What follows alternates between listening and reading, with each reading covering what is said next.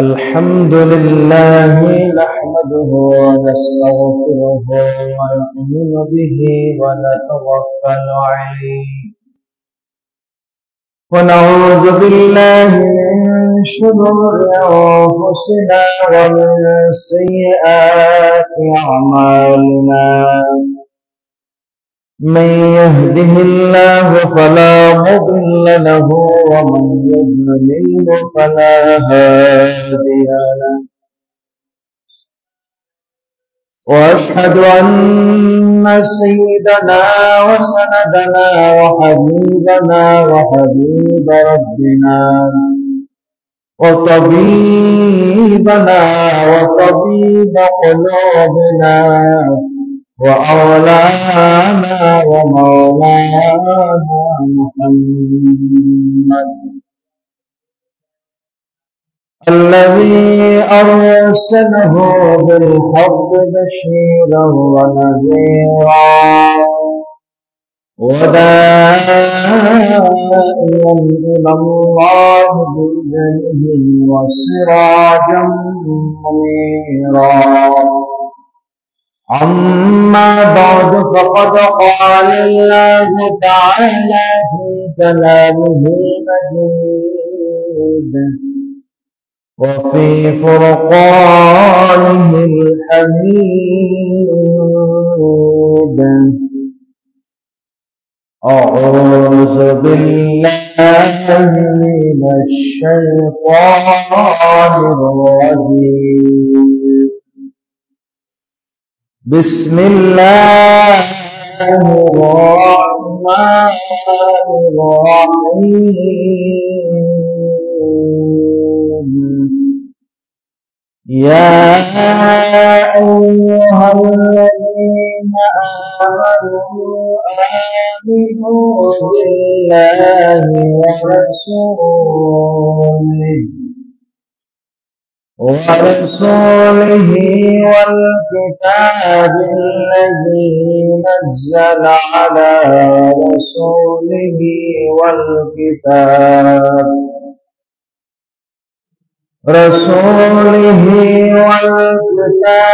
الذي أنزل من قبل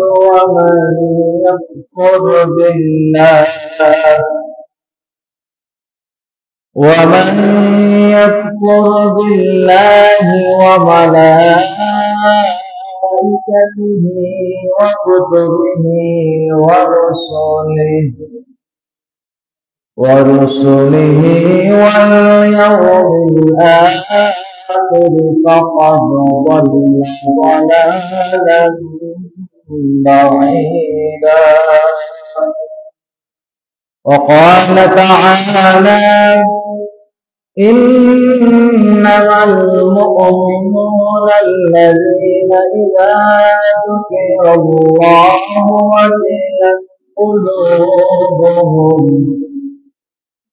وجلت قلوبهم وإذا تليت عليهم آياته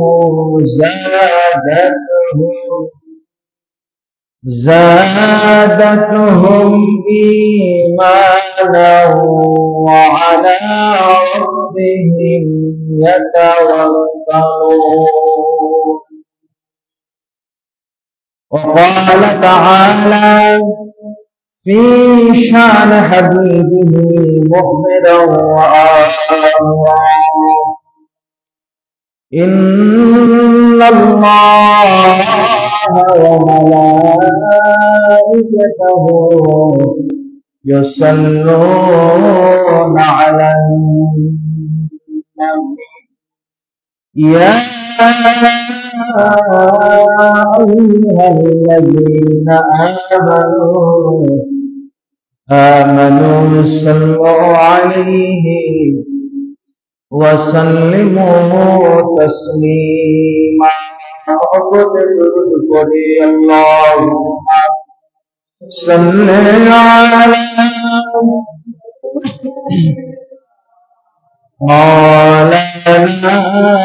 مولانا محمد سيدنا مولانا رنگلا جہاں سیدنا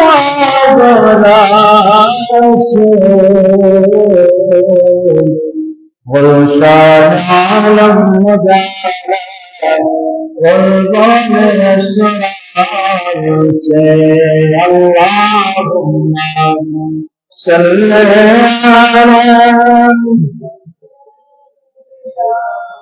مولانا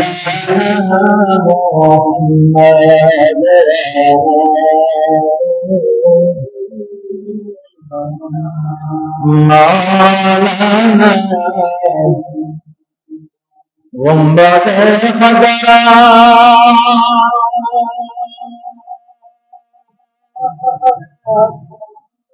جب نظر میں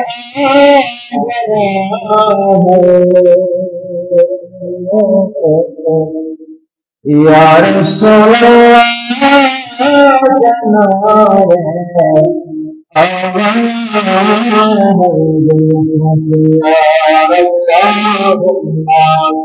صل على مولانا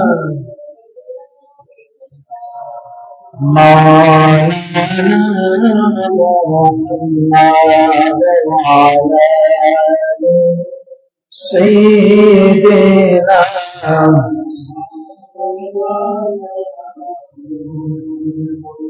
مدینہ مدینہ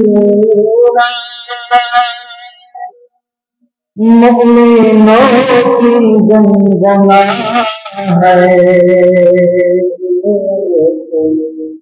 دیدار مدینہ عاشقوں کا تمنا ہے صلی علی مولانا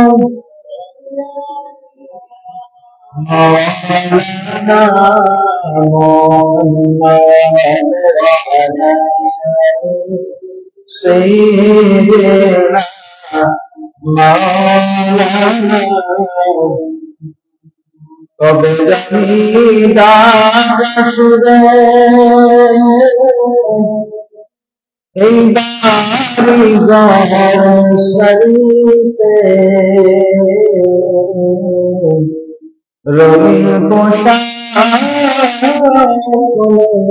کله صدقه کن کریته اللهم صلی علی مولانا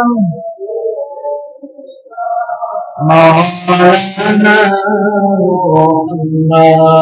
وعلى سيدنا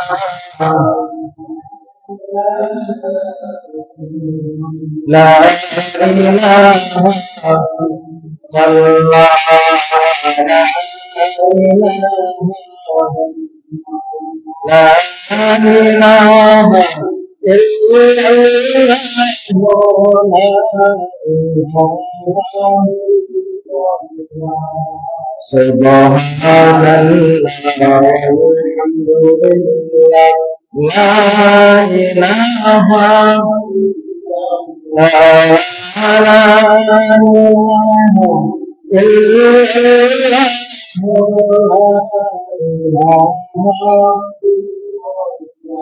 يا الله يا يا ديان يا سبحان يا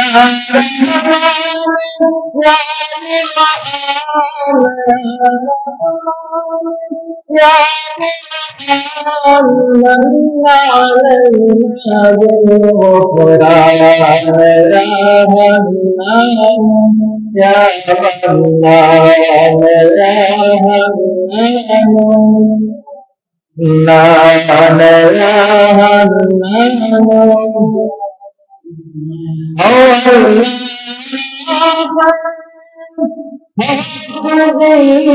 إلا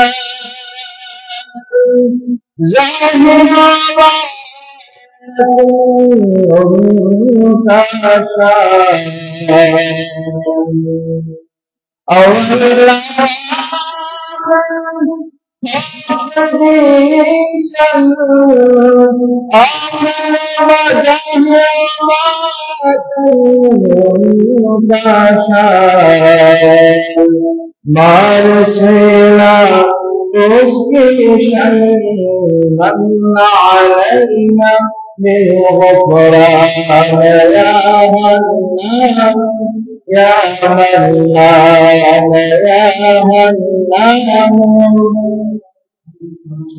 नाम पे तेरी गाती है तेरी गजब से डरती है नाम पे तेरी डरती है तेरी गजब से डरती है मन अलैना बिग़फ़रान या हन्नान या मन्नान या मन्नान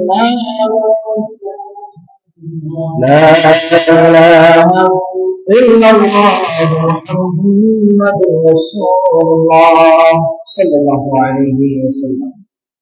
উপস্থিত সম্মানিত মুসলিম গ্রাম মরদেন আযান, মহান আল্লাহ সুবহানাহু ওয়া তাআলার দরবারে অসংখ্য অগণিত শুকরিয়া আদায় করতেছি যে মহান রব্বে কারীম মুসলমানদের ঈদের দিনে দুনিয়ার সম্মানিত জায়গাসমূহের মধ্যে অন্যতম সম্মানিত জায়গা আল্লাহর মসজিদের মধ্যে আমাদেরকে সুস্থ অবস্থায় আসার বসার তৌফিক দান করেছেন।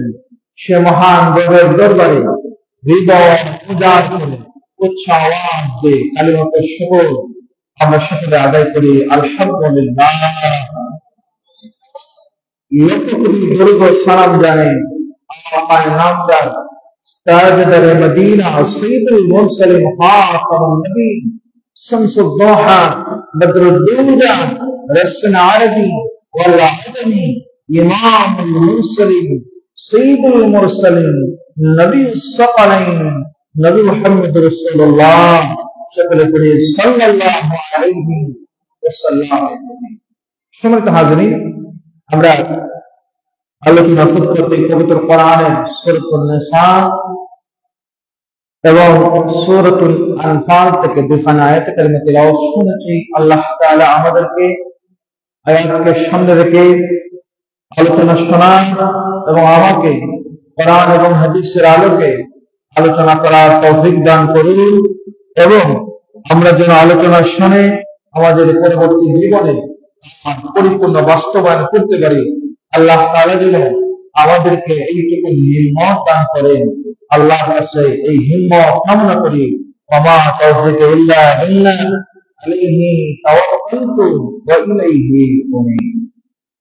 সম্মানিত হাজিরিন, সূরাতুন নিসা যে আয়াত কারিমা আপনাদের সামনে তিলাওয়াত করেছি, আল্লাহ সুবহানাহু ওয়া তাআলা এই আয়াত কারিমার মধ্যে আমাদেরকে বলতেছেন ইয়া আইয়ুহাল্লাযীনা আমানু আমিনু বিল্লাহি ওয়া রাসূলিহি। এই আয়াত কারিমার মধ্যে আল্লাহ পাক আমাদেরকে বলতেছেন ঈমান যারা আমরা এনেছি আমাদেরকে সর্বপ্রথম ঈমান আনতে হবে আল্লাহর প্রতি। এখন ঈমান জিনিসটাকে মা মানাল ঈমান, ঈমান বলতে কি বোঝায়? ঈমান সাধারণত তিনটা জিনিসের নাম: আন্তরিক বিশ্বাস, অন্তর দ্বারা বিশ্বাস করা এবং মুখের মাধ্যমে তা স্বীকারোক্তি করা, আর তিন নাম্বার হচ্ছে অঙ্গ প্রত্যঙ্গের মাধ্যমে তা প্রকাশ করা। প্রথম হচ্ছে অন্তর থেকে আপনাকে ঈমান আনতে হবে, অন্তর থেকে আপনাকে মুমিন হতে হবে। এরপরে মুখ দ্বারা স্বীকার করতে হবে অন্তরে আমার ভিতরে আল্লাহর ভয় আছে, আমি মুখ দিয়ে প্রকাশ করি আমি আল্লাহকে ভয় পাই। অন্তরে মানে অঙ্গ প্রত্যঙ্গের দ্বারা আল্লাহ ভয় প্রকাশ করার নাম হচ্ছে প্রকৃত ঈমান।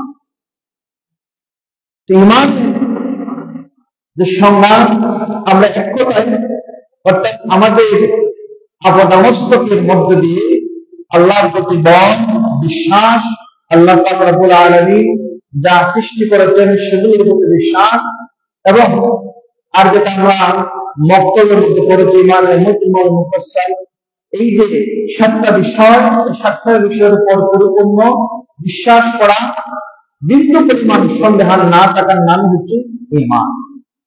তো সর্বপ্রথম যে ঈমান হচ্ছে আল্লাহ তাআলার প্রতি আমাদের ঈমান আনতে হবে। কেমন ঈমান? যে আল্লাহ তাআলা আমাদেরকে যাবতীয় যা কিছু দিয়েছেন এবং দুনিয়ার জমিনে আল্লাহর পক্ষ থেকে যা কিছু হচ্ছে সব কিছুর মালিক সত্তা আল্লাহ তাআলাকে মেনে করা, এগুলোর নাম হচ্ছে ঈমান। তো আল্লাহর প্রতি আমরা সবাই আল্লাহর প্রতি ঈমান আনি। আমরা প্রত্যেকে আমাদের রবের ক্ষেত্রে আমরা কখনো আমরা কাউকে শরীক করি না, তবে অনিচ্ছাকৃতভাবে আল্লাহ রবের ক্ষেত্রে আমরা কিছু ভুল করি, কিছু কুসংস্কার আমাদের মধ্যে দিয়ে হয়ে যায়। যেমন আমরা তো সবকিছুর মালিক মনে করি আল্লাহকে, অন্য কাউকে মনে করি না। আমরা সবকিছুর মালিক মনে করি একমাত্র আল্লাহ তাআলাকে। এখন এই যে শীতের মৌসুম, দেখবেন সাধারণ এক্সাম্পল দিয়ে আপনাদের বুঝতে পারবেন। আমাদের গাছগুলোতে সুপারি আসে, গাছের সুপারি ধরে, সুপারি গাছ থেকে পাকা হবার পর যখন আমরা ধরে নেই, সুপারিগুলো কাঁচা থাকতে তার ছাল ছিঁড়ে অথবা বাকল, আমরা সিলেটি ভাষায় যেটাকে বলি, বাকলগুলো রাস্তার মধ্যে ফালাই। তো আমাদের মধ্যে রাস্তার মধ্যে পালাই, কেন পালাই? এজন্য যে আগামী বছর মানুষ যদি এটা দিয়ে হেঁটে যায়, আগামী বছর গাছের সুপারি বেশি হবে।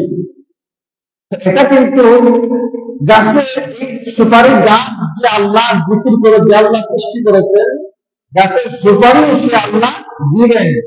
মানুষের পায়ের নিচে কোনো রিজেক্ট নেই, কথা বলেন ঠিক কিনা? আমরা মনে করি কি যে মানুষ এই সুপারি বা ফলের উপর দিয়ে যখন হাঁটবে, রাস্তার মধ্যে ফেললে আগামী বছর গাছের সুপারি খুব বেশি হবে। এটা কিন্তু কুসংস্কার। রিজিকের মালিক কে? রিজিকের মালিক কে? এখন যদি আমরা মনে করি যে গাছের এই যে সুপারির উপর, বাকলের উপর দিয়ে হাঁটলে আগামী বছর মানুষের পায়ের নিচে পড়ার কারণে বেশি সুপারি আসবে, এরকম বিশ্বাস করা যাবে না।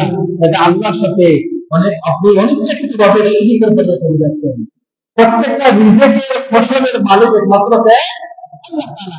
এখন যদি আমরা মনে করি যে মানুষের মধ্যে হাঁটলে সুপারি রিজিক আসে, এটা চিন্তা করা যাবে না। বিশেষ করে আমাদের মধ্যে এরকম কিছু কুসংস্কার আছে যেগুলো আমরা অনিচ্ছাকৃতভাবে শিরক করে ফেলি, এগুলো কিন্তু আমাদের বিরত রাখতে হবে।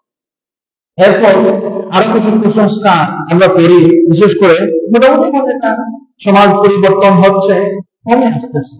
বেশিরভাগ সময় দেখা যায় ঘরে যখন বিবাহ হয়, নতুন বধূ আনার পর এইগুলো যদি কারো কোনো অসুস্থতা আছে বা কেউ ইন্তেকাল করেন, দেখা যায় মানুষ বলে এই নতুন বউ আসে, ঘরের মধ্যে বিপদ শুরু হয়ে গেছে। এরকম কুসংস্কার আমাদের সমাজে আছে না? এরপর দেখবেন যখন এই যে মনে করেন যে আমন ধান, যেগুলো নতুন বধূ আসছেন, এবছর যদি ফসল কম হয়, দেখা যায় মানুষ বলেন নতুন বউ আসা রিজিকে বরকত কমাই হয়েছে, এবছর আমাদের দাম খুব কম হয়েছে। এরকম আসেন আমাদের ঘরে ঘরে আসে না? এটা কুসংস্কার, এটা বিশ্বাস করা যাবে না। রিজিকের মালিক একমাত্র আল্লাহ তাআলা। কারণ মৃত্যুর কারণ তিনি মানুষ নয়। আপনি ইন্তেকাল করবেন, আপনার যতক্ষণ পর্যন্ত হায়াত আছে ততক্ষণ পর্যন্ত আল্লাহ আপনাকে জীবিত রাখবেন। যেই মাত্র আপনার হায়াত শেষ, আল্লাহ আপনাকে মৃত্যু ঘটাবেন। সুতরাং কোন মানুষ আপনার মৃত্যুর কারণ আপনি কখনো বলতে পারবেন না। আরেকটা কুসংস্কার যেটা আমরা আল্লাহর সাথে করি, অনিচ্ছাকৃতভাবে করি, যেমন একটা যুবক অথবা কম বয়সের একটা মানুষ যখন সুস্থ অবস্থা হঠাৎ করে ইন্তেকাল করেন, আমরা বলি যে অকাল মৃত্যু হয়েছে। মানুষটার অকাল মৃত্যুতে গভীর শোক প্রকাশ করতেছে। বিশেষ করে যুবক ভাইরা খুব গুরুত্বপূর্ণ কথাগুলো খেয়াল করবেন। অকাল মৃত্যু বলতে ইসলামের শরীয়তের কোনো কিছু নাই। যার হায়াত যতদিন আছে ঠিক ততদিন পর্যন্ত তিনি জীবিত থাকবেন। আপনার হায়াত 25 বছর পর্যন্ত আছে, আপনার বাতিজা, আপনার ছেলে মনে করেন 25 বছর হয়ে গেছে, আল্লাহর হুকুম তিনি ইন্তেকাল করছেন। এখন যদি আপনি বলেন যে অকাল মৃত্যু, ওটা 3 সময় আরো বাকি আছে, আগে মৃত্যুবরণ করছেন। অকাল মৃত্যু শব্দের কথা আপনি জানেন যে তিনি এখন হায়াত লম্বা ছিল, আর হঠাৎ করে তিনি মৃত্যুর আগেই তার সময়ের আগে ইন্তেকাল করছেন। এখন কোন মানুষের পক্ষে কারণ মৃত্যু ঘটানো সম্ভব নাই। এখন আমরা যদি বলি অকাল মৃত্যু হয়েছে, সুতরাং এই যে আল্লাহ তাআলা, আপনি বিশ্বাস করেন যে আমি আল্লাহকে মানি, আপনি বিশ্বাস করেন যে আমার মনির আল্লাহ, আপনি বিশ্বাস করেন আমার রব আল্লাহ, আপনি বিশ্বাস করেন আমি আল্লাহর গোলামি করি, কিন্তু এই যে কিছু কিছু কুসংস্কার, কিছু কিছু বিশ্বাস আমরা করে বলি যেগুলো অনিচ্ছাকৃত পাওয়া আমাদের মধ্যে দিয়ে হয় না। আমরা আজ থেকে প্রতিজ্ঞা হবো, আজ থেকে আমরা প্রতিজ্ঞাবদ্ধ হলাম যে অকাল মৃত্যু শব্দটা কখনো আমরা ব্যবহার করবো না। যার হায়াত যেদিন শেষ হয়ে যায় সেদিন আল্লাহ তাকে মৃত্যুর স্বাদ গ্রহণ করান, রাত পর্যন্ত তার মৃত্যু হবে না। অনেক মানুষ একদম বয়স 100 হয়ে গেছে, এখন বলতে পারবেন তিনার মৃত্যু সাথে আপনারা অসাধ্য বলেন না। 45 হয়ে গেছে, তিনার 45 এখন হয়েছে, আর এখন 70 পর্যন্ত জীবিত আছেন, সুতরাং তিনি তো 70 বছর বাঁচতে পারতেন, তিনার ক্ষেত্রে আমরা অকাল মৃত্যু বলি না। এক্ষেত্রে আমাদের চিন্তা, আমাদের বিদায়, আমাদের বুদ্ধি আল্লাহ পাক আমাদেরকে জ্ঞান দিয়েছেন, কাজে লাগাতে হবে। কখনো এখন আমরা বলবো না যে অকাল মৃত্যু, যেহেতু ইনশাআল্লাহ এখন বললে আল্লাহ নাশুকরি হয়ে যায়, আল্লাহ নাশুকরি হয়ে যায়, আল্লাহ বুদ্ধিকে অমান্য করতেছেন। এরকম কিছু কুসংস্কার আমাদের মধ্যে আছে, এগুলো থেকে আমাদের বিরত থাকতে হবে। এরপরে আমরা আরো অনেক কুসংস্কার করে থাকি, যেমন একজন মানুষকে আমরা অপয়া বলে থাকি, অপয়া, অলক্ষ্মী, এরকম কিছু প্রবাদ আমাদের শরীরের মধ্যে আছে। লক্ষ্মী ইহুদি ধর্মের একটা দেবতার নাম, খুব সম্ভব আছে না? আপনি যে আপনার মেয়েকে, আপনার ছেলেকে আপনি অলক্ষ্মী বলে গালি দিলেন, যে তোর দ্বারা আমার উন্নতি হচ্ছে না, তোর দ্বারা আমার ক্ষতি হচ্ছে, অলক্ষ্মী বলে আপনার মেয়েটাকে আপনি গালি দিচ্ছেন, আপনার সন্তানকে আপনি গালি দিচ্ছেন, আপনি আল্লাহ নাশুকরি করতেছেন। অথচ আপনি মানেন, বিশ্বাস করেন আমার রব আল্লাহ, কিন্তু আপনি যখন ক্ষতিগ্রস্ত হন তখন আপনি আপনার দোষটা না খুঁজে, আপনার ভুলটা না খুঁজে আপনার সন্তানকে অথবা অন্য কাউকে গালিগালাজ করেন, এটা আল্লাহ নাশুকরি হয়ে যায়। এটা করলে আপনি পরিপূর্ণ ইমানের স্বাদ পাবেন। পরিপূর্ণ ইমান কেমন ইমান? যে ইমান আনার পর আল্লাহ পাক রব্বুল আলামিন, আপনি শুনে অবাক হয়ে যাবেন, আপনি সামান্য দেখে জানলাম আপনার মেয়েকে গালি দেন, আপনার সন্তানকে গালি দেন, আল্লাহ পাক রব্বুল আলামিন তার হাদিসের মধ্যে হযরত ওমর রাদিয়াল্লাহু আনহু হযরত ওমর বলেন, عن عمر رضي الله تعالى عن عمر بن الخطاب رضي الله تعالى عنه قال سمعت رسول الله صلى الله عليه وسلم يقول لو أنكم تتوكلون على الله حقا توكله لرزقكم كما يرزق الطير تغدون خماصا وتروح بطانا।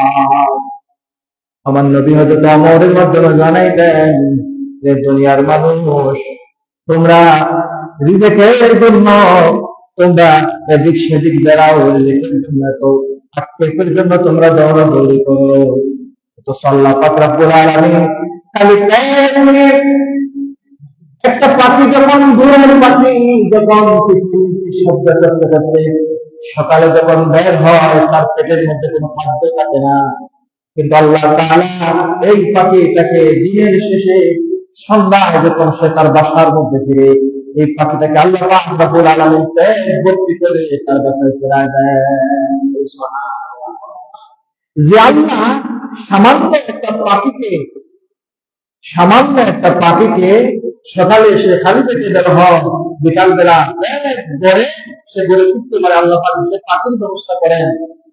এই আল্লাহকে আপনার রিজিকের ব্যবস্থা করতে পারেন না?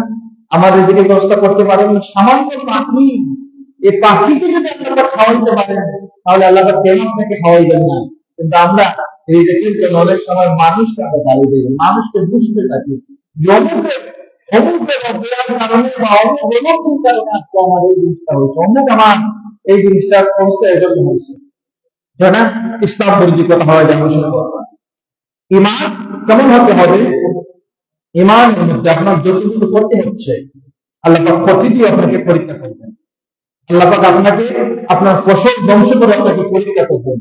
এই পরীক্ষাগুলোর মধ্যে আপনার ইমান পরীক্ষা দিতে হবে যে আল্লাহ আমাকে পরীক্ষা করতেছেন। আমরা বিচলিত হয়ে যাই, আমরা ভীত হয়ে যাই, আমরা আল্লাহর কাছ থেকে আমাদের তাওয়াক্কুল করে নেই।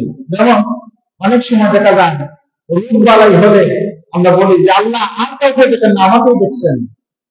এরকম এরকম কথা আমরা বলি না যে আল্লাহ আমাকেই দেখলেন, অমুকের এত অবস্থা, অমুককে দেন না, আল্লাহ শুধু আমাকেই দেখছেন। এমনিতে খাইতে পারি না, পড়তে পারি না, 2 দিন পর পর আমার এত অসুস্থতা, আমি যাবো কোথায়? আল্লাহ আর কাউকে দেখেন না, আমাকেই দেখেন। এই কথাটা বলা যাবে না, এটা ইসলামী শরীয়ত সমর্থিত না। আল্লাহ আপনাকে পছন্দ করেন বিদায় আপনাকে অসুস্থ করেন, আল্লাহ আপনাকে ভালোবাসেন বিদায় আপনাকে অভাব হতে আপনার ইমান পরীক্ষা করেন। তো ইমান কেমন হতে হবে? আজকে যুবকরা বলে আমরা মুসলমান, আমরা আল্লাহকে মানি। বর্তমান সময়ে ট্রেডিশন হয়ে গেছে, প্রায় 80% যুবকের গানের মধ্যে লেহেরার মধ্যে আল্লাহ নবীর সুন্নাত দেখা যায়, দাড়ি দেখা যায়। কিন্তু ওই যুবকরা ইসলাম মানে সত্য, কিন্তু ইসলাম পালনের ক্ষেত্রে, আল্লাহর হুকুমতের ক্ষেত্রে আল্লাহকে মানে। রব্বুল আল্লাহ, আমার রব আল্লাহ, প্রত্যেকটা যুবক আমরা মানি, কিন্তু পালনের ক্ষেত্রে দেখা যায় রব্বুল আল্লাহ যত হুকুমত আছে, আল্লাহ যত সিফত আছে, আল্লাহ যত আইন আছে, আল্লাহ যত বাধা নিষেধ আছে, আমরা পালনের ক্ষেত্রে আমরা অনেক সময় তার মধ্যে ডুবে যাই। যুবক, আপনি যদি একটু ইসলামের ইতিহাস বলে দেখেন, যে সমস্ত যুবকরা সেই সময়টা আরো জমিন তৎপর কাটিয়েছেন, তার মধ্যে অন্যতম একজন সাহাবী, আল্লাহ নবী সাহাবী, যার নাম হযরত মুসআব ইবনে উমাইর রাদিয়াল্লাহু তাআলা আনহু। ইসলাম গ্রহণের আগে এই যুবক এমন যুবক ছিলেন, তিনার বাবা ছিলেন না, অনেক ধনী পরিবারের সন্তান ছিলেন, যেন তেন ধনী নয়। তিনি যে কাপড় পরতেন, সেই সময়কার সব থেকে দামি কাপড়গুলো তিনি পরতেন। তিনি যখন গায়ের মধ্যে সুগন্ধ লাগাইতেন, ওই রাস্তা দিয়ে গেলে মানুষ বুঝতে পারত ওই রাস্তা দিয়ে ওই যুবকটা গেছে, যুবকটাকে মুসআব ইবনে উমাইর গেছে। উমাইরের মতো আর কেউ আমাদের সুগন্ধি ব্যবহার করতে পারে নাই, নিশ্চয় ওই রাস্তা দিয়ে উমাইর গেছে। সেই সময়টার মধ্যে একটা যুবক আল্লাহ পাক যতটুকু সুন্দর, তাকে অধিক সৌন্দর্য বলা যায়, যতটুকু আরামায়ের, যতটুকু ভোগ বিলাস করলে একজন মানুষকে উচ্চ বিলাসী বলা যায়, সব কিছু এই যুবকের মধ্যে বিদ্যমান ছিল। যেই মাত্র আল্লাহ নবী কালেমার দাওয়াত দিলেন, লা ইলাহা ইল্লাল্লাহ মুহাম্মাদুর রাসূলুল্লাহ, কালেমা যখন দিলেন, হযরত মুসআব ইবনে উমাইর রাদিয়াল্লাহু তাআলা আল্লাহ নবীর দাওয়াত গ্রহণ করলেন। খেয়াল রাখবেন, আল্লাহ নবী দাওয়াত গ্রহণ করে যখন মায়ের কাছে তিনি গেলেন, দেখলেন তিনার মা তিনার কাছ থেকে একটু মনোমালিন্য তৈরি হচ্ছে। হযরত মুসআব যখন বললেন আমাকে টাকা দাও, মা বাবার একমাত্র সন্তান ছিলেন, এখন মা দেখা যাচ্ছে তাকে সহযোগিতা করেন না, মায়ের কাছে এটা চান সেটা চান, মা তাকে বের করে দিলেন। হযরত মুসআব ইবনে উমাইরকে বের করে দিলেন, তিনি আল্লাহর হাবিবের সহচর হয়ে গেলেন। নবী করিম সাল্লাল্লাহু আলাইহি ওয়াসাল্লাম একটা সময় যখন মদিনার মুনাওয়ারার মধ্যে প্রতিনিধি প্রেরণ করলেন, এর মধ্যে হযরত মুসআব ইবনে উমাইর রাদিয়াল্লাহু তাআলা কে মদিনার মধ্যে প্রেরণ করেন। হযরত মুসআব রাদিয়াল্লাহু তাআলা এমন যুবক ছিলেন, যে যুবকের গ্রামে, যে যুবকের প্রাচুর্যে এই সমাজের মানুষগুলো আলাদাভাবে চিনতেন। এই যুবক ইসলাম গ্রহণ করলেন, ইসলাম গ্রহণ করার পর ইসলামের দাওয়াত দিলেন। অনেক লম্বা ঘটনা সংক্ষেপ করে বলি, উহুদ যুদ্ধের সময় নবী করিম সাল্লাল্লাহু আলাইহি ওয়াসাল্লাম এই সাহাবীকে যখন ইসলামের ঝান্ডা তার হাতের মধ্যে দিলেন, হযরত মুসআব ইবনে উমাইর রাদিয়াল্লাহু তাআলা যুদ্ধের ময়দানে শহীদ হয়ে গেলেন। যুদ্ধের ময়দানে শহীদ হওয়ার পর নবী করিম সাল্লাল্লাহু আলাইহি ওয়াসাল্লামের সামনে যখন শহীদ সাহাবীদের লাশ হাজির করা হলো, আল্লাহর নবী সমস্ত সাহাবীদেরকে দেখলেন। হযরত মুসআব ইবনে উমাইর রাদিয়াল্লাহু তাআলা আনহু যখন শহীদ ইন্তেকাল করেন, শহীদকে তার এই কাপড় দ্বারা রক্তাক্ত অবস্থায় দাফন করে দেওয়া হয়। হযরত মুসআব ইবনে উমাইর রাদিয়াল্লাহু তাআলা এমন একজন সাহাবী ছিলেন, তিনার গায়ের মধ্যে এমন একটা কাপড় ছিল যে কাপড় দ্বারা তিনার সারাটা শরীর ঢাকা সম্ভব হচ্ছে না। যখন মাথার দিকে ঘোরেন পায়ের দিকটা খালি হয়ে যায়, পায়ের দিকটা যখন কাপড় দ্বারা ডাকেন মাথার দিকটা খালি হয়ে যায়। অথচ তিনি কেমন যুবক ছিলেন, যে যুবকের ঝলক এই মক্কাবাসীর সবাই জানতেন, যে যুবকের দাঁত সেই সময়কার প্রত্যেকটা মানুষের কানে কানে পৌঁছাই যাইত। এই যুবকটা ইন্তেকালের পর তার এক টুকরা কাপড় দিয়ে কাপড় দেওয়া শুরু করছে না। এই মুসআব ইবনে উমাইর রাদিয়াল্লাহু তাআলা ইসলাম এবং ঈমান কেমন করে গ্রহণ করেছেন। আজকে আমরা যুবক, আমাদের যুবকরা মুসলমান না চাইতে আল্লাহ আপনাকে মুসলমান বানাইছেন। কেউ কোনোদিন বলতে পারবেন না যে আমি আল্লাহকে বলেছি আয় আল্লাহ আপনি আমাকে মুসলমানের ঘরে জন্ম দিবেন। কেউ বলতে পারবেন না আমরা আল্লাহর কাছে এই ফরিয়াদ করছি আল্লাহ তাআলা আমাদেরকে আখির জামানার উম্মত বানাবেন। কিন্তু না চাইতে আপনাকে আল্লাহ মুমিনের সন্তান বানাইলেন, না চাইতে আল্লাহ আপনাকে উম্মতে মুহাম্মদ বানালেন। আপনার ঈমান আপনাকে মুখে স্বীকারোক্তি দেয়, ঈমানের প্রথম স্তর অন্তর থেকে আপনি ঈমান থেকে লালন করতে পারেন না। হুজুর কেমন কথা বলেন, আমি তো মুসলমান, কেমন করে ভিতর থেকে লালন করলাম না। আমি যদি কষ্ট করে আজকে ফজরের নামাজ কয়জন মুসলমান পড়েছেন, বলবেন যে হুজুর ঠান্ডার সময় রাত দেরি হয়ে যায়, ঘুমায় পড়ছি, ঘুম থেকে উঠতে উঠতে 9টা বেজে গেছে। অন্তরের ঈমান আপনাকে এমন ভাবে খুঁড়ে খুঁড়ে খাবে, আপনি যতক্ষণ পর্যন্ত এই কাজটা না করবেন ততক্ষণ পর্যন্ত আপনাকে বলবে যে কাজটা কর। যাতে ঈমানের আলা দরজার পরিচয়। অথচ আমরা ঈমানদার, আমাদের ঈমান আমাদেরকে মসজিদ পর্যন্ত আসতে দেয় না। ঈমানের স্বাদ আপনি যখন বুঝতে পারবেন, একজন মুমিন যখন পাক্কা মুমিন হয়ে যান, যতক্ষণ পর্যন্ত তিনি আল্লাহর হক, বান্দার হক, সৃষ্টির হক, পরিবারের হক পরিপূর্ণ পালন না করতে পারেন ততক্ষণ পর্যন্ত তিনি আরো শান্তি বিরাজ করে। আর আমরা চিন্তা করি কত সুযোগ পেলে কতটুকু মেরে খাওয়া যায়। তো সব থেকে বেশি যেটা আমাদের ঈমানের দাবি, ঈমান আমাদেরকে মসজিদ পর্যন্ত আনতে পারে না। ঈমান আমাদেরকে আল্লাহ ভয় আমাদের ভিতরে প্রবেশ করতে পারে না।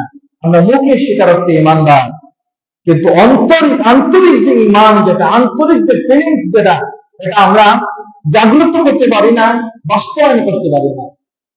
নামাজ পড়ে দোয়া করি, একটা সময় যখন আমরা হাত তুলতাম, আমরা যখন দেখেছি, আমরা যখন ছোট বয়সে ছিলাম, ইমাম সাহেবরা যখন হাত তুলতেন, নামাজে যখন দোয়া করতেন, সাথে সাথে ছুটের করে পড়তে থাকতাম। এই মুহূর্তে আমরা যখন মাঝে মধ্যে দেখি কিছু মানুষের চোখের মধ্যে পানি আসে, তখন বলে মানুষটা হয়তো অভিনয় করতেছে, আমাদের দিলটা পাথর হয়ে গেছে। অথচ মুমিনের দিল একদম নরম হওয়ার কথা ছিল যখন তার ভিতরে আল্লাহর বই আসবে, তার ভিতরে যখন আল্লাহর বই চিন্তা করবে, সাথে সাথে চোখের পানি জমে টপ টপ করে পড়ার কথা ছিল। কিন্তু আমরা আমাদের ভিতরে এই ফিলিংসটা আনতে পারি না। আমরা পাক্কা মুমিন এখন হতে পারি না। আপনি যতই বলেন যে আমি মুমিন হয়ে গেছি, কিন্তু আমি মুমিন হয়ে গেছি এটা বলা যাবে না।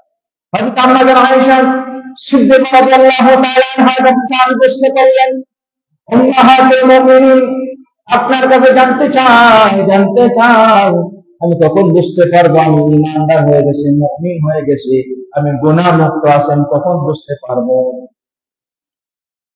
প্রশ্ন করলেন যে আমি কখন বুঝতে পারবো যে আমি গুনাহমুক্ত আছি, মুমিন আছি, ভালো বান্দা হিসাবে আছি, কখন বুঝতে পারবো? হযরত আয়েশা সিদ্দিকা রাদিয়াল্লাহু তাআলা আনহা জবাব দিচ্ছেন, তুমি আল্লাহর সমস্ত হক পালন করার পর, ইবাদত করার পর যদি তোমার ভিতরে ভয় থাকে, হায় আল্লাহ আমি আল্লাহর হুকুম পালন করতেছি, হয়তো আমার অনেক ভুল হচ্ছে, সবকিছু পালন করার পরও যখন তোমার রব্বের প্রতি, আল্লাহর প্রতি ভয় থাকবে, তখন তুমি আশা করতে পারো যে তুমি গুনাহমুক্ত আছো।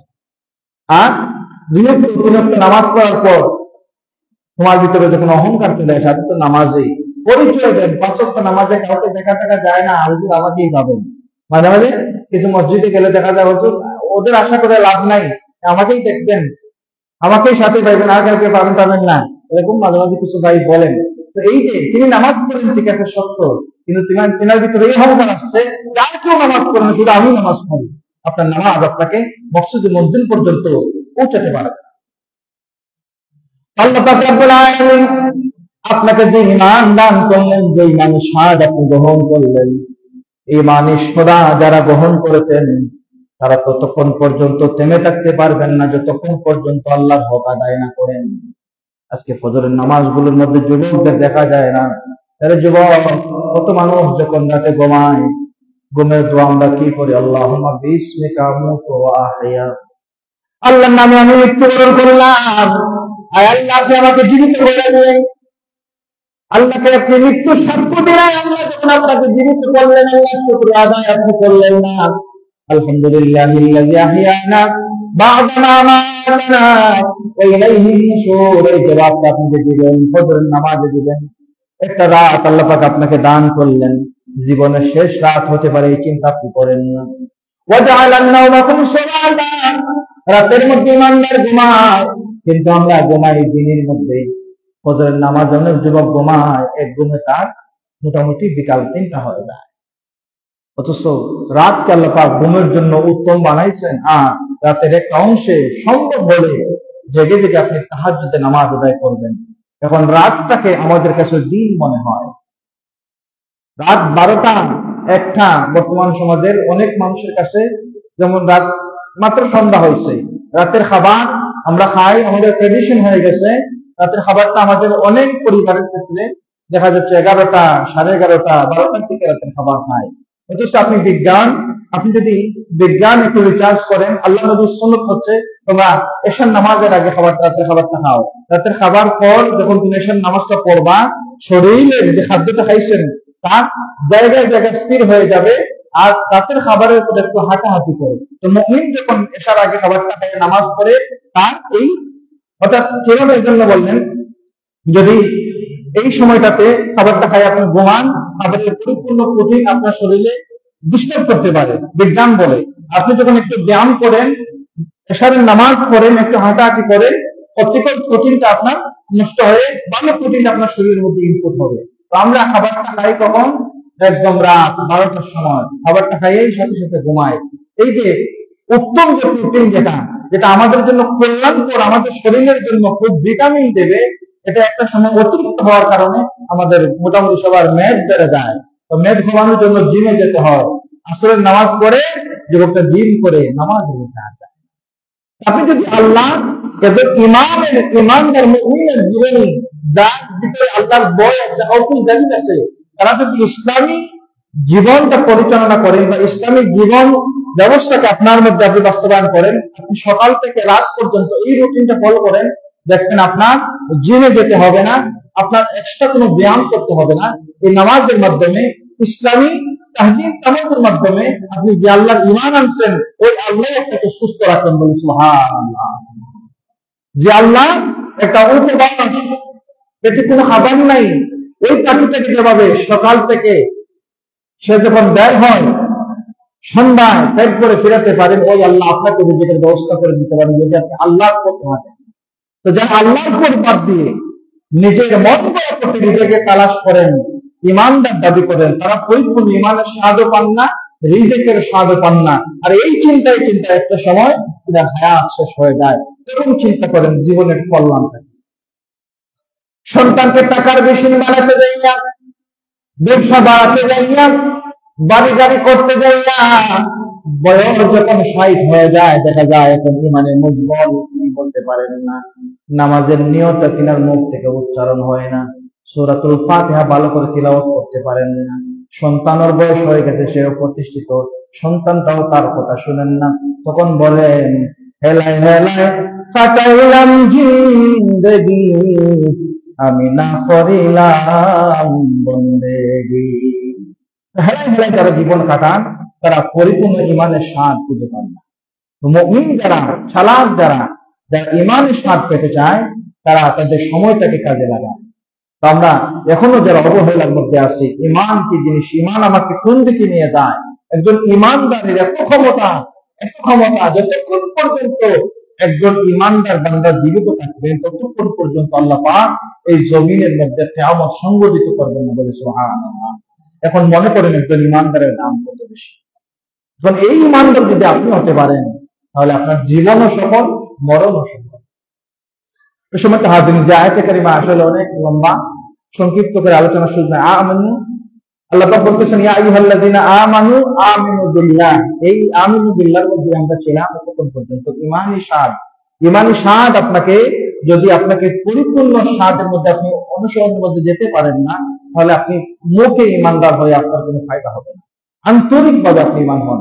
দেখেন, আপনি অনেক বেশি নফল নামাজ পড়তে হবে, অনেক কিছু করতে হবে, সেটার প্রয়োজন আপনাকে ইসলাম বলে নাই। ইসলাম আপনাকে এটা বলছে যা ফরজ আপনার উপর আছে, আবশ্যকীয় এই কাজগুলো আপনি করেন সময় মতন। বাকি নফল গুলো আপনি সময় থাকলে করেন, না থাকলে করার প্রয়োজন নেই, কিন্তু ফরজ গুলো আপনি আদায় করেন, রুটিন মেনটেন করেন। নামাজের মেসেজ আপনাকে একটা মেসেজ দেই, সম্ভব হলে মেসেজটা বাড়িতে নিয়ে যাবেন। আপনার সাথে যদি আমার গভীর সম্পর্ক থাকে, প্রতিদিন একবার দুইবার কল করি, এরকম আসে না? গভীর বন্ধু যারা আছে কল করেন। যে বন্ধুর সাথে আপনার গভীর সম্পর্ক, এই বন্ধু আপনাকে দিনের সন্ধ্যায় যখন ফোন দিচ্ছে না পায়, গভীর রাতে ফোন দিয়ে বলবে সন্ধ্যার সময় কল দিলাম, তোমাকে পেলাম না, আগামীকাল সকালে আসবা, দেখা করবে। প্রতিদিন বন্ধুর সাথে আপনার গভীর সম্পর্ক তৈরি হয়। ঠিক তেমনিভাবে যারা পরিপূর্ণ মুমিন, যারা পরিপূর্ণ ইমানদার বান্দা, তাদের বন্ধু হবেন রব্বুল আল্লাহ, তাদের বন্ধু হবেন একমাত্র আল্লাহ তাআলা। বলতে পারেন যে হুজুর কিভাবে? এই আল্লাহ আপনাকে বন্ধুত্ব করার জন্য, আপনার সাথে কথা বলার জন্য প্রতিদিন টেলিফোন করেন। হুজুর আল্লাহ টেলিফোন আজ পর্যন্ত দেখতে পেলাম না, আপনি কোথায় দেখছেন?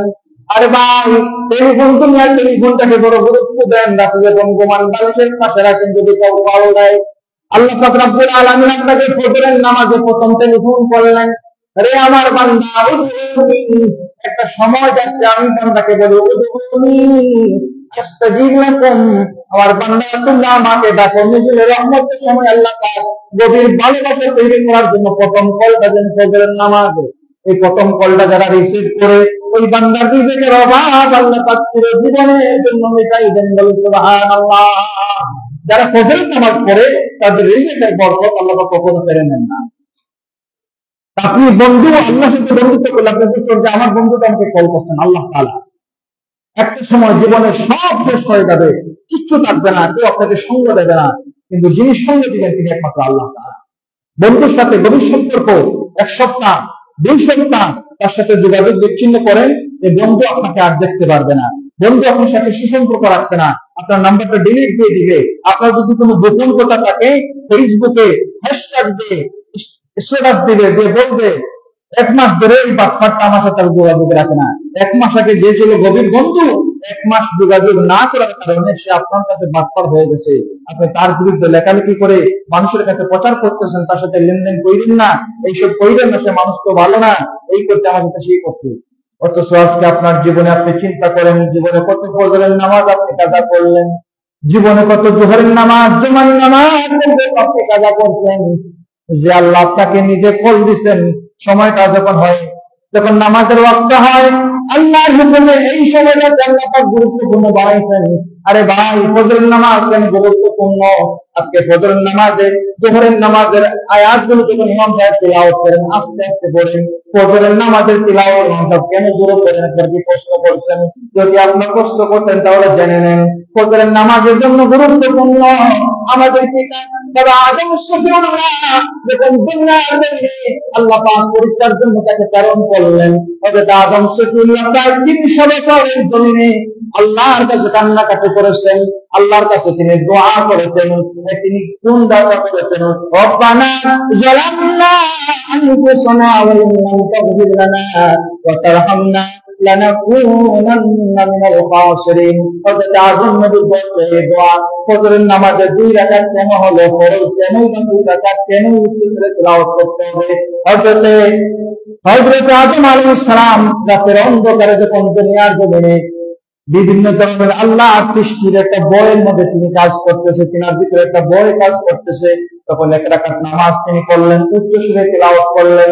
যখন দেখলেন রাতটা শেষ হয়ে ভোর আসতে শুরু করেছে, একটু একটু মিটি মিটি আলো দেখা যায়, জমিন দেখা যায়, তিনি আল্লাহর শুকরিয়া স্বরূপ 12 রাকাত নামাজ পড়লেন আর উচ্চ সুরে তেলাওয়াত করলেন। আর আল্লাহর কাছে এত পছন্দ হলো এই সময়টা, এই সময়টা, এই সময়টা আল্লাহর কাছে এত ভালোবাসা হলো, এত মধুর মনে হলো। আল্লাহ পাক রব্বুল আলামিন আমাদেরকে ভালোবেসে উম্মতে মুহাম্মাদের জন্য এই নজরুলের রহমতের সময় ফজরের ওয়াক্ত আর এইভাবে 2 রাকাত নামাজ আমাদের জন্য ফরজ করে দিলেন। বলে সুবহানাল্লাহ। সুতরাং এই সময়টা যে আমাদের জন্য গুরুত্বপূর্ণ তা নয়, এর আগে থেকে আল্লাহ তার গুরুত্বপূর্ণ রাখছেন এই সময়টা। এবং আপনি ঈমানদার, এই প্রথম কল আল্লাহ আপনি রিসিভ করেন না, জবাব দেন না। আজকে থেকে আমরা ফজর নামাজ পড়বো, রাজি আছেন ইনশাআল্লাহ? বলে ইনশাআল্লাহ। আপনার বাড়ি দূরে, অনেক দূরে আপনার বাড়ি, সমস্যা নাই, আপনার পরিবারের মানুষদের নিয়ে আপনি জামাতের নামাজ আদায় করুন, সমস্যা নাই। কিন্তু নামাজ বাদ দিবেন না, ওয়াল্লাহি বাদ দিবেন না।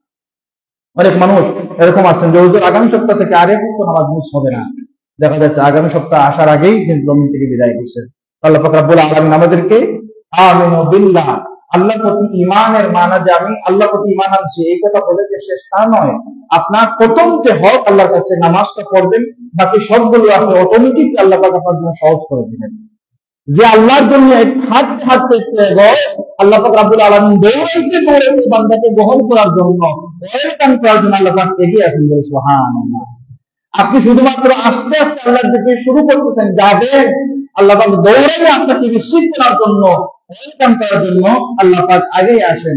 অথচ আমরা যখন এই হাদিসের শেষের অংশে আছে যে মানুষ আল্লাহ থেকে একটু সামনে আসতেছে, আল্লাহ তাকে রিসিভ করতে চান, আর যে দুনিয়ার দিকে যেতে চায়, আল্লাহ থেকে পালিয়ে বেরোতে চায়, সে যখন আল্লাহ থেকে আস্তে আস্তে দূরে যায়, আল্লাহ দৌড়াতে দৌড়াতে তার থেকে দূরে চলে যান। বলে নাউযুবিল্লাহ। এজন্য আসতে হবে রবের দিকে। কার দিকে আসতে হবে?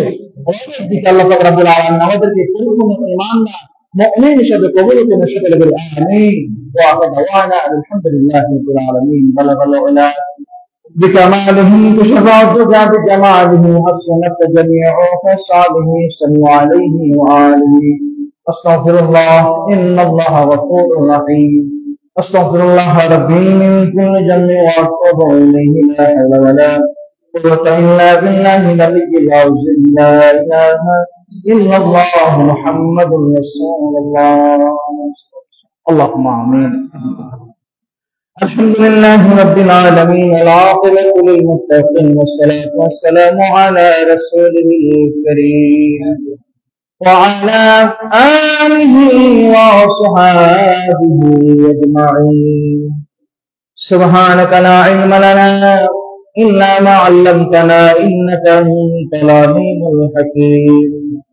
ربنا ظلمنا أنفسنا وإن لم تغفر لنا وترحمنا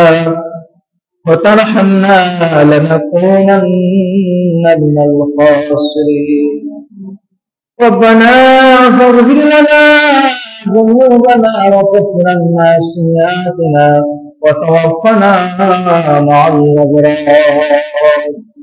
اللهم يا حي يا قيوم برحمتك استغيث. আল্লাহ তাআলা জুমাবার দিন আপনার মায়ার বান্দারা দুনিয়ার সমস্ত কাজকে পিছনে ফেলে আপনার মসজিদের মধ্যে হাজিরা দিয়েছেন। আল্লাহ গুনাহগার বুঝে না, নেককার বুঝে না, আমাদের প্রত্যেকের জীবনের तमाम গুনাহগুলো মাফ করে দেন রব্বুল আলামিন। আল্লাহ তাআলা আমাদের কলেজের টুকরো মা বাবা যাদের অন্ধকার কবরে, তাদের মাফ করে দাও। আল্লাহ আমি নিজে সম্পদের মালিক নয়, মা বাবার সম্পদ দিয়ে নিজে সম্পদের মালিক হয়েছি। আল্লাহ মাত্র 3.5 জায়গার মধ্যে বিঘা বিঘা সম্পদের মালিক আমাদের মা বাবা সবাই আছে, তাদের খবর জানি না। আল্লাহ যাদের মা বাবা এই কবরে আছেন তাদের কবর গুলো জান্নাতের বাগান বানিয়ে দাও।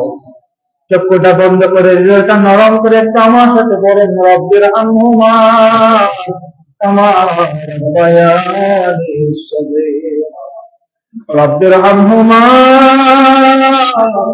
كما ربياني صغيرا।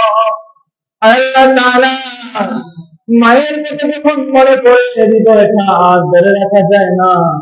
আমাদের কলেজের টুকরা মায়েরা আমাদের জন্য কত কষ্ট করেছে।